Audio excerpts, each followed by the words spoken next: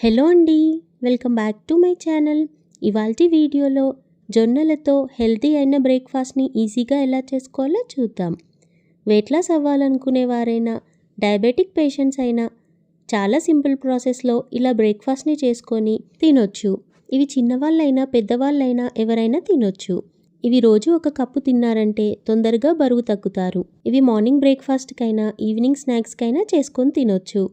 మరి ఈ టేస్టీ అయిన బ్రేక్ఫాస్ట్ కమ్ స్నాక్స్ని ఎలా చేసుకోవాలో చూద్దాం. ముందుగా ఒక గిన్నెలోకి ఒక కప్పు జొన్నల్ని తీసుకున్నాను. నేను తీసుకున్న ఈ ఒక కప్పు జొన్నలు ముగ్గురికి బ్రేక్ఫాస్ట్కి సరిపోతుంది. ముందుగా ఇలా జొన్నల్ని తీసుకున్నాక వాటిని 3 to 4 టైమ్స్ నీట్గా వాష్ చేసుకోండి. తర్వాత అందులోకి ఫ్రెష్ వాటర్ని యాడ్ చేసుకొని 6 to 7 అవర్స్ నానబెట్టుకోండి. మార్నింగ్ బ్రేక్ఫాస్ట్కి అయితే ఓవర్ నైట్ నానబెట్టండి. ఈవినింగ్ స్నాక్స్కి అయితే మార్నింగ్ ఇలా కడిగి నానబెట్టుకున్నారంటే ఈవినింగ్ చేసుకోవచ్చు. ఇలా ఓవర్ నైట్ నానిన జొన్నలలో ఉన్న వాటర్ అన్నీ తీసేసి జొన్నల్ని ప్రెషర్ కుక్కర్లోకి తీసుకోండి. ప్రెషర్ కుక్కర్లోనే కాదు, నార్మల్గా కూడా ఉడికించుకోవచ్చు. నేను ప్రెషర్ కుక్కర్లో ఉడికిస్తున్నాను. ప్రెషర్ కుక్కర్లోకి నానబెట్టిన వీటిని తీసుకొని అందులోకి వాటర్ని యాడ్ చేసుకోండి. ఇప్పుడు మూత పెట్టేసి 6 విజిల్స్ వచ్చేంత వరకు మీడియం ఫ్లేమ్లోనే ఉడికించుకోండి. 6 విజిల్స్ వచ్చిన తర్వాత స్టవ్ ఆఫ్ చేసుకొని ప్రెషర్ అంతా పోయిన తర్వాత మూత తీసేసి జొన్నలని ఇలా ప్రెస్ చేసి చూడండి. మెత్తగా ఉడకకపోతే మళ్ళీ ఇంకో 2 to 3 విజిల్స్ పెట్టుకోండి. ఉడికినట్లయితే అందులోకి టేస్ట్కి తగినంతగా సాల్ట్ని వేసుకొని స్టవ్ ఆన్ చేసుకొని మీడియం ఫ్లేమ్లో 4 to 5 మినిట్స్ ఉడికించుకోండి. విజిల్ పెట్టకుండా నార్మల్గా మూత పెట్టేసి ఉడికించుకోండి. ఇలా జొన్నల్ని ఉడికించుకున్న తర్వాత స్టవ్ ఆఫ్ చేసుకొని ఒక జాలి గిన్నెలోకి తీసుకొని ఎక్స్ట్రా వాటర్ అంతా తీసేసి ఈ జొన్నల్ని ఒక గిన్నెలోకి తీసుకొని పెట్టుకోండి.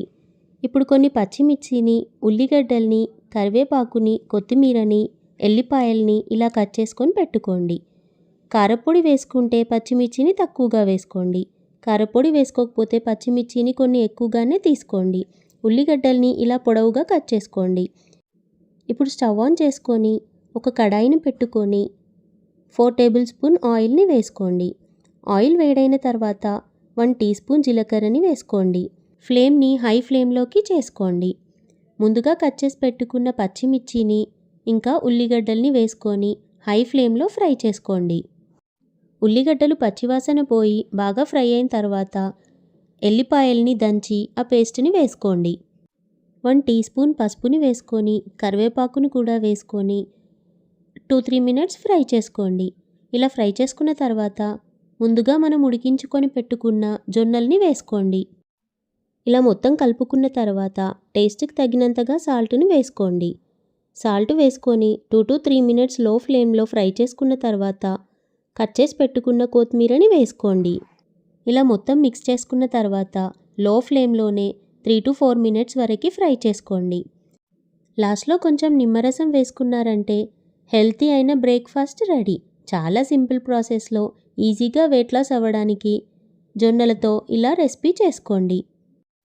జొన్న రొట్టె చేసుకోలేని వారు ఇలా ఈజీ ప్రాసెస్లో హెల్తీగా చేసుకొని తినండి. వీటిని కొన్ని ప్రాంతాల్లో జొన్న గుగ్గిళ్ళు, జొన్న గుడాలు అని అంటారు. జొన్న ఉప్మా అని కూడా అంటారు.